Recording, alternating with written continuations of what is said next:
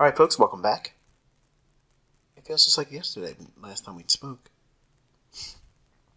Alright, so here we have one of those instances where, as luck would have it, the hands of fate, the planets aligned, all those factors came in on something I gave you in an analysis last night.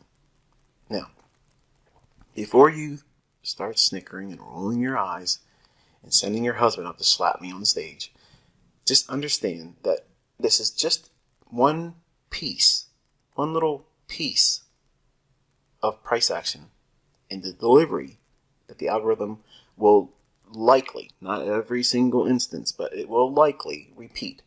Okay, it's the logic that I've shared on this YouTube channel, and I've been asked, obviously, if you read the comments in the videos, can I show an example of this working in London session for Forex?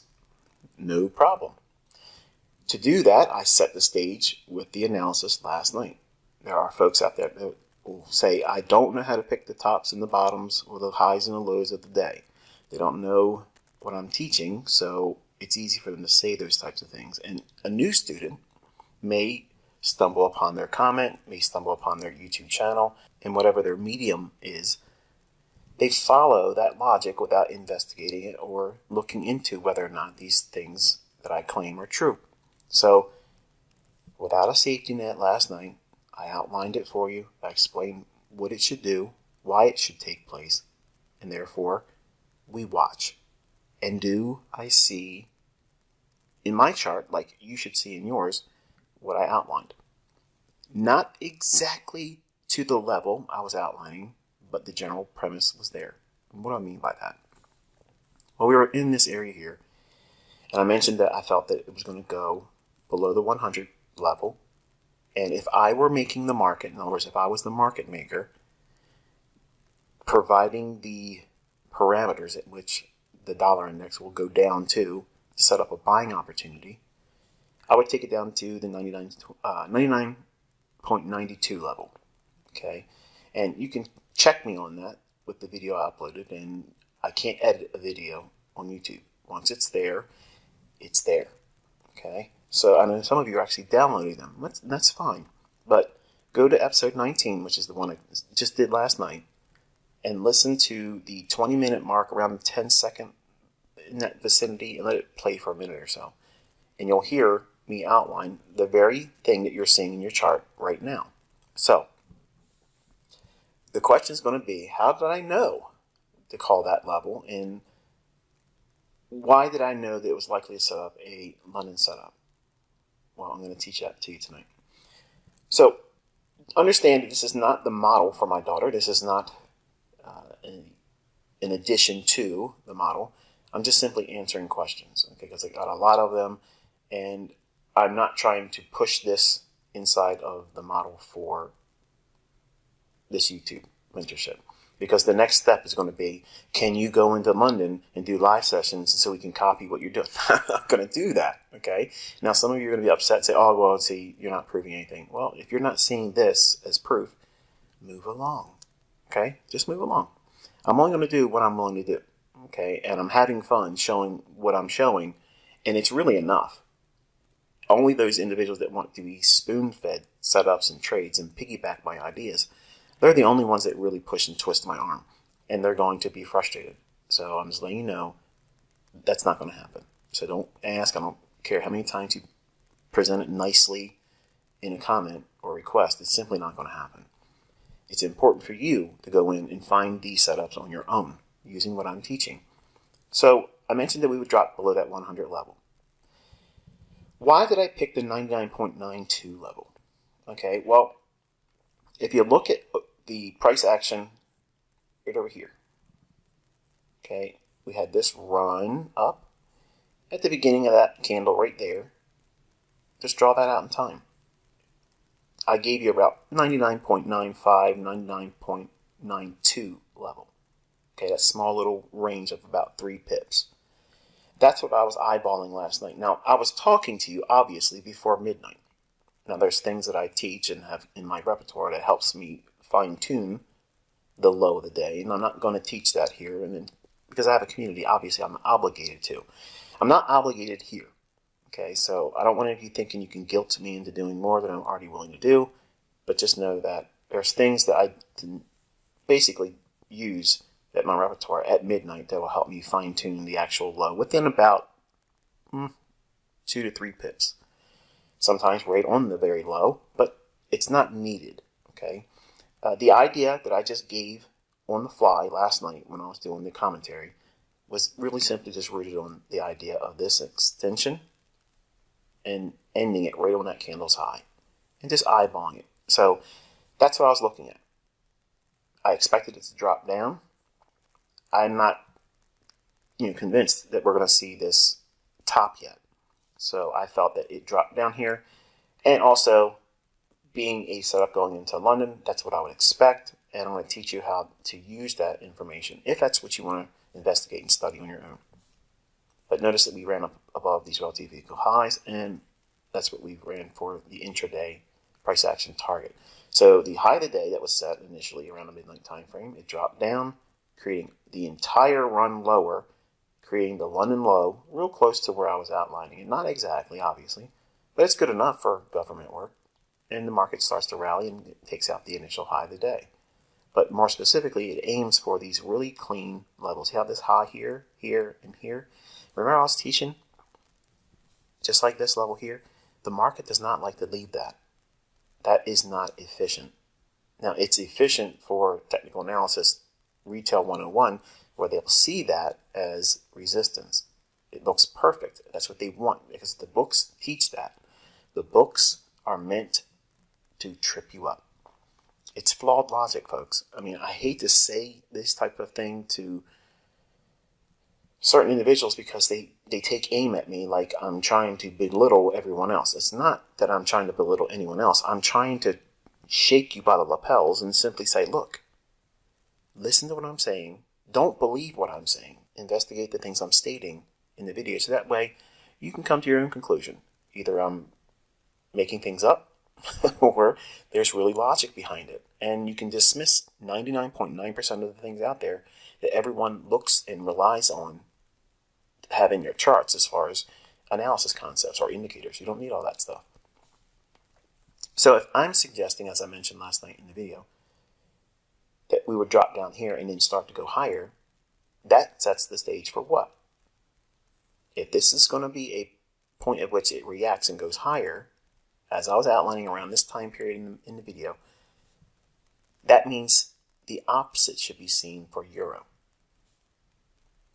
But before we get into that, let's fine-tune this a little bit more on the 15-minute time frame. You can see we dropped down, creating the low of the day in London Open. That's our kill zone that I teach here on the YouTube channel. It's 2 o'clock in the morning to 5 o'clock in the morning, New York local time. So if you are using the time window thing over here, set it to local New York time, 2 o'clock to 5 o'clock in the morning. That's the kill zone for London Open. Market comes down, creates the low of the day, runs back up, back into an order block here. I'll let you look at the lower time frames and you'll see that is in fact an order block, an optimal trade entry, and the market starts to create its run up into the relative equal highs, sweeping that as a daily objective. Now, if this is the low of the day, and if it's what I've outlined in advance, and you see that last night beforehand, this is what I expected to see price drop down in and then start to go higher. At the same time, Euro runs all the way back up to the previous week's high. How is this likely to be a false breakout? We have to use intermarket relationships like I'm showing you with dollar index. So if you're trading Forex, it's important to relate your analysis in the trading market. Okay, for instance, if you're looking at Euro, that's your trading market. You have to have a barometer, something to measure its movement with. And that's intermarket relationships. So having that with the dollar coming down to a level I outlined last night, that it would be a bullish area, it'd be a sensitive price point to see an advance higher. Because its relationship with Euro, it's inverted. So if dollar is going down to that level being 99.92, then it's not a surprised to see euro rally higher as it's doing that. But what is the euro reaching for? This high, and it went so far as to go up above the previous week's high. So they really reached up in there, took out the previous week's high, and at that same instance, right there, that's when the dollar hit the objective I told you last night. That would be a buying opportunity for dollar. If it's a buying opportunity for dollar, then it's a shorting opportunity at that very moment. Look at your own charts and study the moment it hits this level here. It's the same moment that the dollar index is hitting that area I was outlining last night for a buying opportunity for dollar. So this is a false breakout because my analysis was done and shared with you openly that would be a buying opportunity for dollar. Setting the stage for what? As I outlined, I'm bearish foreign currency. Could I have bought that? Sure. Because I'm expecting the dollar index to drop down to that 99.92. Did I? No. I went to sleep. I was tired. So I'm not concerned about that. I didn't take the short either. I don't care. I don't want to be in every single move, and I'm not trying to trade Forex right now. But to prove to you folks that are sitting out there asking to see if it can be done in London, does the concepts work? Can I call a move? Can I give an idea? Can I do these things before it happens? Yes. But simply because I can doesn't obligate me to. Okay? I'm not here trying to perform magic tricks for you. Okay? I'm not trying to do that. I'm trying to teach you to trust your own analysis and lean on your own experience, even in the early stages when there isn't that much of it. It's okay. You learn to grow gradually. All right, so the 15-minute time frame, you can see that the euro went up into its kill zone here, 2 o'clock in the morning to 5 o'clock in the morning, New York local time.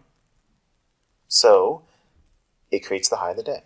So in this price run, we're going to start stripping it down. And I'm going to make it very easy and not make this video very long, but I'm going to jump right to a very small time frame chart. 2 minute has the very clean fair value gap. So after it ran above that old weekly high, the market trades lower and takes out that short-term low. Now, some of you might see this short-term low and say, well, why didn't you use that low instead of this one here? Well, the reason why is the fair value gap forms right here on this candle. Once that candle closes, the very next candle, it opens essentially right at that low. So it hasn't really moved away and it hasn't really shown me what? Displacement. Something energetic where it moves away from that fair value gap. That's the important factor. So we have the fair value gap here, and then it moves lower than that short-term low. Now we have a shift in market structure. The market could have came back up into this run here and offered an entry there, but it didn't. Notice that. It went a little bit lower. That's fine. And then rallies up to that level here. This is the entry point. Now, think about where your stop loss would be and think about where your entry would be based on what I taught you using the New York session. This is an opportunity to pause the video and think about it before I show the annotations.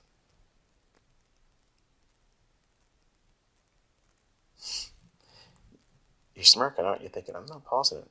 So you just might as well get on with it, ICT. Okay. So here we have a zoomed in 2-minute chart. And here is the fair value gap level that you would be putting your limit order in. So it gets filled essentially right there. Remember, it's not going to be placed in the marketplace for a shorting opportunity or entry on limit anytime in here because it has to move away from the fair value gap. So it does it on this candle here. So we have that run through this short-term low. We have displacement. It was an energetic move lower away from the fair value gap. It doesn't get to it here. It goes a little bit deeper. We wait. We don't chase it. We don't go in here thinking, oh, well, I missed the move. We still have time. See all this over here? The kill zone for the London Open is still open.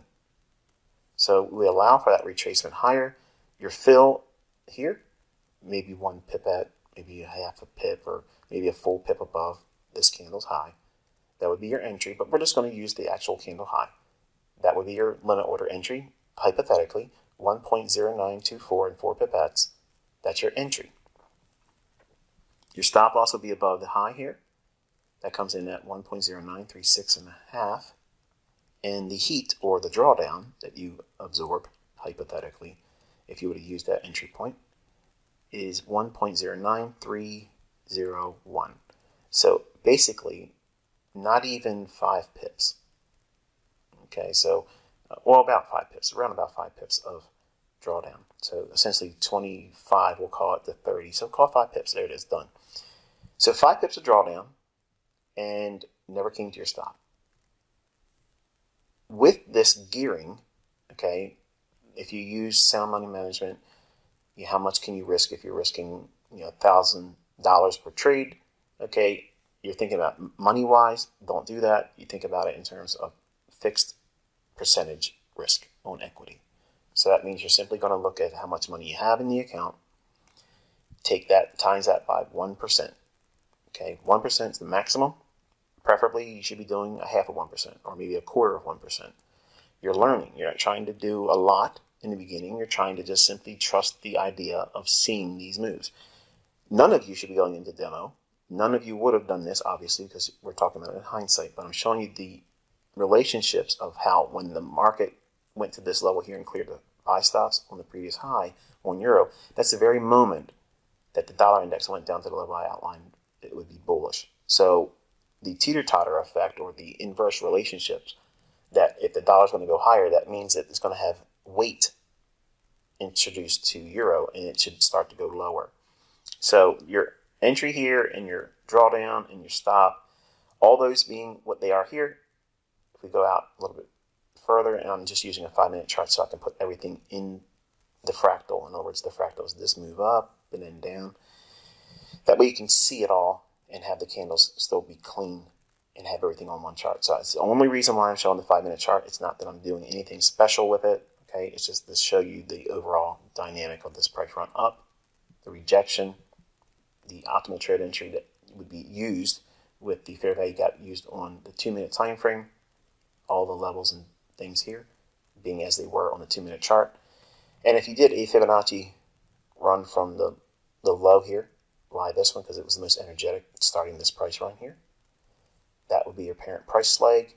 50% is around in here, so that would be a nice objective initially. That would be your first target. If you're going to hold for the full day, it could go down to this area here, and lo and behold, we have that imbalance. It trades right into that rather handsomely. So there's your example using it. I gave you the framework beforehand. I told you what to expect in the dollar index, and everybody should know that the euro is going to be the opposite direction of whatever the dollar is going to do. So hopefully this has been insightful to you and you got something out of it. Until I'll talk to you next time, next week, next Tuesday actually, Lord willing. Enjoy your weekend and be safe.